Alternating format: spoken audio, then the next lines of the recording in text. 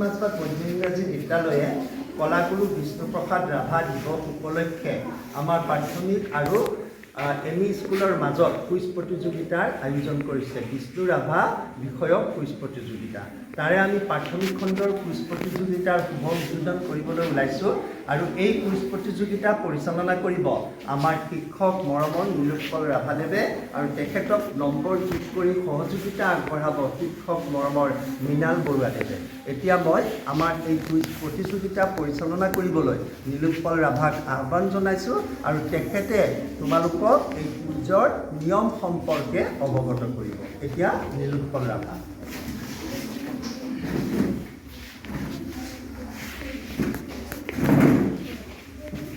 ছাৰে ইতিমধ্যে ক'লে আজি বিষ্ণুপ্ৰসাদ ৰাভাৰ দিৱস উপলক্ষে প্ৰাথমিক খণ্ডৰ কুইজ প্ৰতিযোগিতাখিনি মোক চলাই নিব দিছে। মই গ্ৰুপ এ এইফালে আছে চিনাকি চলাই নিব বিচাৰিছোঁ। অঞ্জনা উৰাম, ৰাধা কিষাণ, অনামিকা ৰাভা। গ্ৰুপ বি চিনাকি কৰাই দিব বিচাৰিছোঁ নীলমণি ৰাভা, বিবেক উৰাম। গ্ৰুপ চি ৰাজদীপ উৰাম, প্ৰফুল্ল ৰাভা। এতিয়া ধৰি লোৱা তোমালোকৰ ৰাউণ্ড তিনিটা হ'ব। তোমালোকৰ প্ৰশ্ন তিনিটাকৈ সোধা হ'ব। তিনিটা ৰাউণ্ড আছে। এটা প্ৰশ্ন থাকিব, যদি ক'ব পৰা তেতিয়াহ'লে 10 নম্বৰ থাকিব। যদি নোৱাৰা সেই প্ৰশ্নটো বি গ্ৰুপ অৰ্থাৎ বেলেগ এটা দললৈ বাগৰি যাব। বাগৰি যোৱা প্ৰশ্নটোৰ উত্তৰ যদি বেলেগ এটা গ্ৰুপে অৰ্থাৎ বি বা চিয়ে দিব পাৰে তেতিয়াহ'লে সিহঁতে 5 নম্বৰ লাভ কৰিব। বাগৰি যোৱা প্ৰশ্ন ডাইৰেক্ট প্ৰশ্নটো 10 নম্বৰ পাব আৰু বাগৰি যোৱা প্ৰশ্নত 5 নম্বৰ থাকিব। বুজি পাইছা নহয়? গতিকে প্ৰশ্নটো ভালকৈ শুনিবা আৰু উত্তৰটো ভালকৈ দিবা। গ্ৰুপ এ পোনপটীয়া প্ৰশ্ন।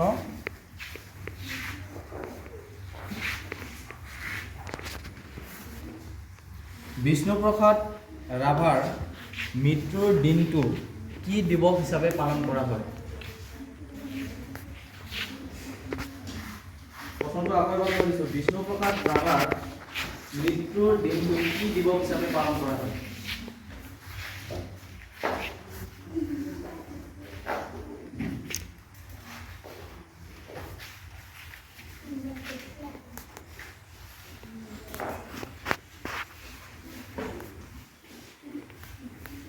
পাৰিবানে?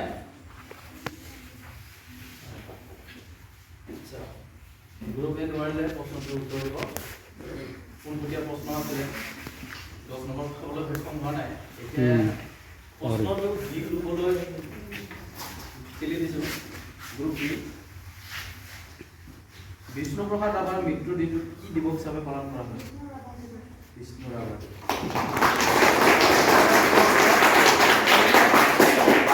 প্ৰশ্নৰ 5 নম্বৰ পাবলৈ সক্ষম হৈছে। এতিয়া গ্ৰুপ বি লৈ পোনপটীয়া প্ৰশ্ন। বিষ্ণুপ্ৰসাদ ৰাভাৰ কি ৰোগত মৃত্যু হৈছিল? গ্ৰুপ বি বিষ্ণুপ্ৰসাদ ৰাভাৰ কি ৰোগত মৃত্যু হৈছিল? কৈ দিয়া। উঠি পেলাই কৈ দিয়া। কৰ্কট ৰোগত। শুদ্ধ উত্তৰ।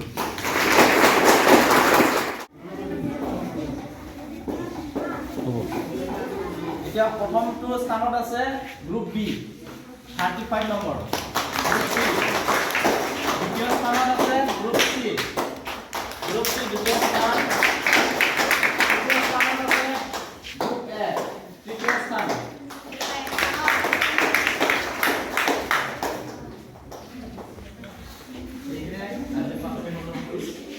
তোমালোকৰ ফলাফলটো দিলোঁ লগে লগে।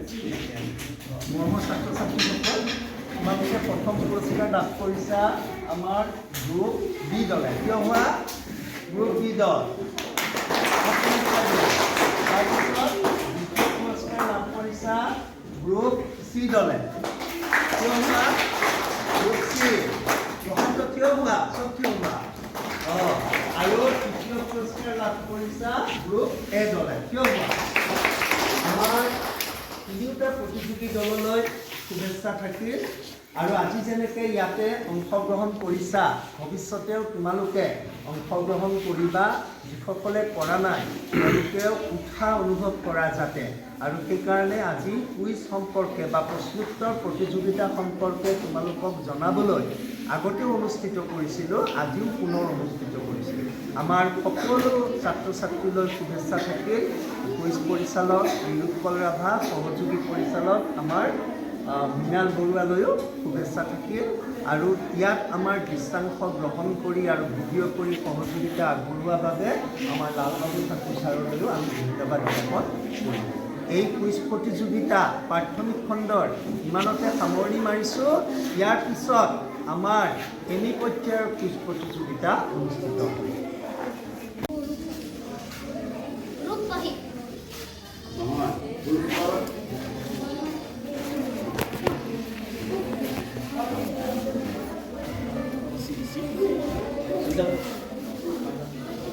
অলপ চেষ্টা কৰা নহ'লে আমি বাইপাছ কৰোঁ টাইম আউট এবাৰ এই প্ৰশ্নটো চিটলৈ গ'ল বিষ্ণুপ্ৰসাদ ৰাভাৰ গল্প পুথিখনৰ নাম কি আছিলে চিটলৈ ভাবি যোৱা প্ৰশ্ন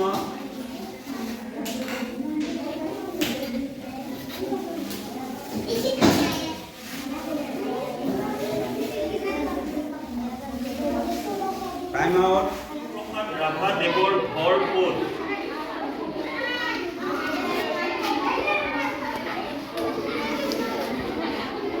তেখেতৰ ঘৰ ক'ত বিষ্ণুপ্ৰসাদ ৰাভাদেৱৰ ঘৰ ক'ত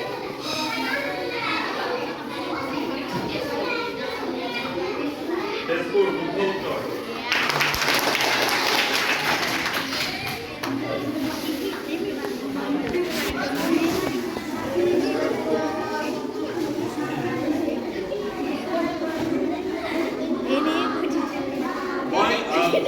লৈ পোনপটীয়া প্ৰশ্ন কৰিছোঁ বিষ্ণুপ্ৰসাদ ৰাভাদেৱে লিখা 3টা গানৰ নাম কোৱা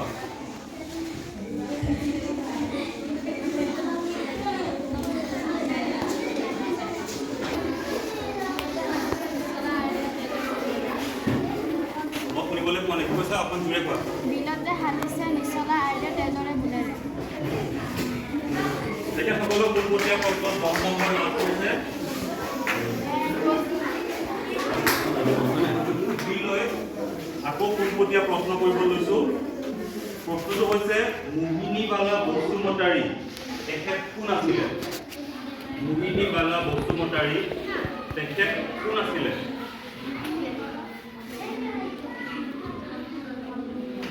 মই গ্ৰুপ বি লৈ আকৌ পোনপটীয়া প্ৰশ্ন কৰিব লৈছোঁ প্ৰশ্নটো হৈছে মোহিনীবালা বসুমতাৰী তেখেত কোন আছিলে মোহিনীবালা বসুমতাৰী তেখেত কোন আছিলে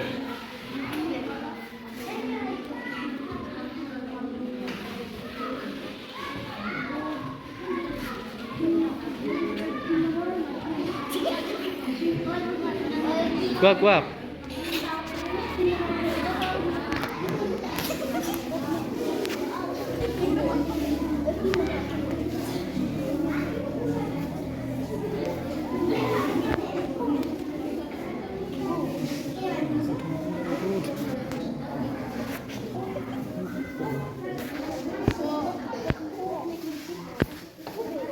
সময় ইতিমধ্যে সমাপ্ত হৈছে মই এই প্ৰশ্নটোকে আকৌ গ্ৰুপ ডি লৈ সুধিব লৈছোঁ মোহিনীবালা বসুমতাৰী তেখেত বিষ্ণু ৰাভাৰ কোন আছিলে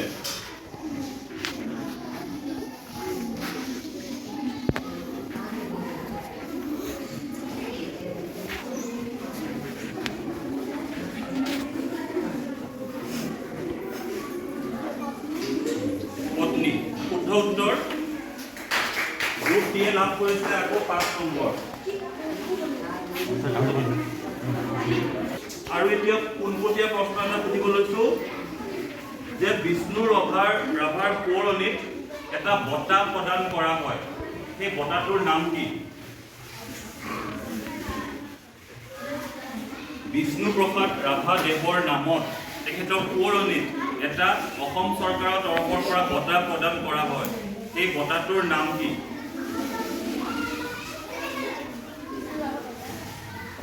শুদ্ধ উত্তৰ আচলতে উত্তৰটো হয় কলাগুৰু বিষ্ণুৰাভা বঁটা। বিষ্ণুৰাভা বঁটা হ'ল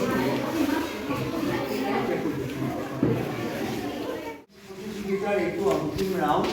মই তোমালোকক বিষ্ণুৰাভাৰ গীত শুনাব বিচাৰিছোঁ আৰু তাৰ ওপৰত ভিত্তি কৰি প্ৰশ্ন সোধা হ'ব। 10 নম্বৰ পাবা, এটাই বাগৰি নাযায়, বেলেগে জানিলে কৈ নিদিবা। এতিয়া অকণমান গানটো শুনা।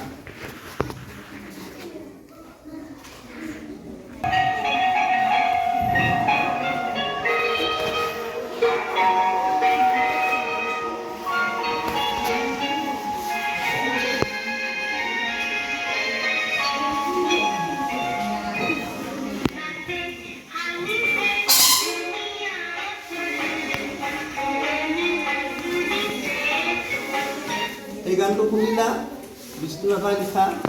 প্ৰথম শাৰীটো শুনিলা, দ্বিতীয় শাৰীটো কি আছিল? প্ৰথম শাৰীটো শুনিলা, দ্বিতীয় শাৰীটো শুনিলা, দ্বিতীয় শাৰীটো কি আছিল? ক'ত শুনা?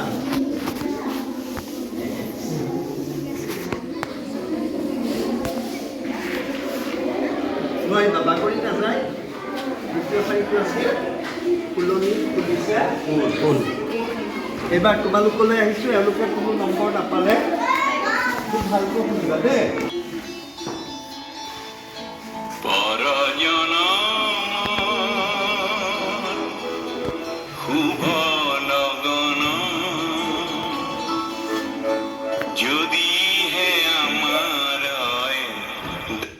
এইটো বিষ্ণুৰাভাৰ গান। কোনে গাইছে? কণ্ঠশিল্পীগৰাকী চিংগাৰজনৰ নামটো ক'ব লাগে। ভূপেন হাজৰিকা। এওঁলোকে 10 নম্বৰ পাইছে দেই।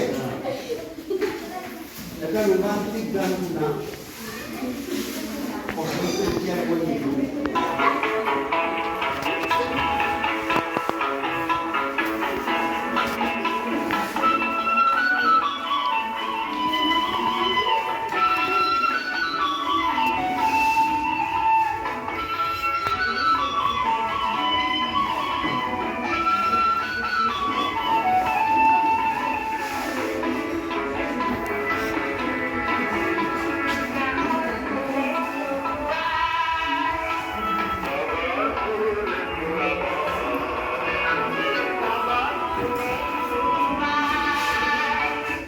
তৃতীয় শাৰীটো কি আছিল?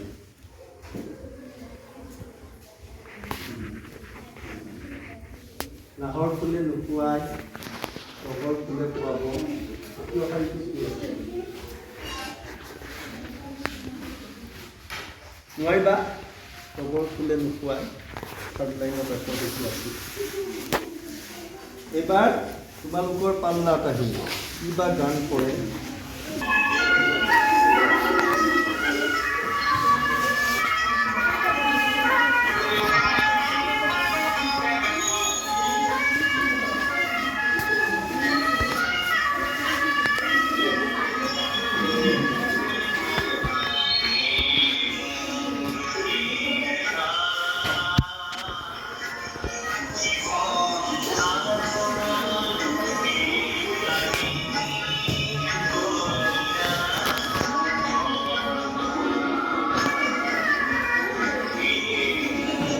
শুনিলা গানটো?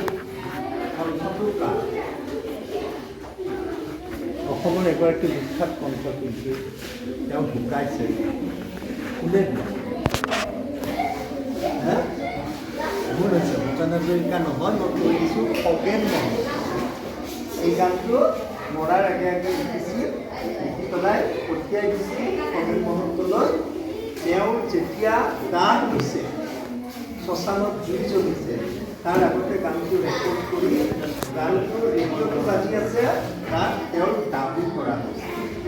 আজিৰ আমাৰ কুইজ এই কিতাপটো ইমানতে সামৰণি কৰিছে আৰু মৃণাল বৰুৱা ছাৰে কৈ দিব কোনে কিমান নম্বৰ পাই প্ৰথম পুৰস্কাৰ লাভ কৰিলে। আমাৰ মুকলি সভাত আপোনালোকক পুৰস্কাৰ বিতৰণ কৰা হ'ব। মই মৃণাল বৰুৱা ছাৰক ক'বলৈ আহ্বান কৰিছোঁ। গ্ৰুপ এ লাভ কৰিছিলে মুঠ 20%, গ্ৰুপ বি লাভ কৰিছে মুঠ 60 নম্বৰ, গ্ৰুপ চি এ লাভ কৰিছে 30 নম্বৰ আৰু গ্ৰুপ বি এ লাভ কৰিছে মুঠ 70 নম্বৰ। এতিয়া তৃতীয় স্থানত উত্তীৰ্ণ হৈছে গ্ৰুপ চি। এটা জোৰদাৰ হাত চাপৰি হ'ব লাগে। দ্বিতীয় স্থানত লাভ কৰিছে গ্ৰুপ বি আৰু প্ৰথমটো স্থান লাভ কৰিছে গ্ৰুপ ডি। আমি আটাইকেইটা গ্ৰুপলৈ আটাইবোৰ ছাত্ৰ ছাত্ৰীলৈ অভিনন্দন জ্ঞাপন কৰিছোঁ আৰু তেখেতলোকৰ দীৰ্ঘায়ু কামনা কৰিছোঁ। ধন্যবাদ।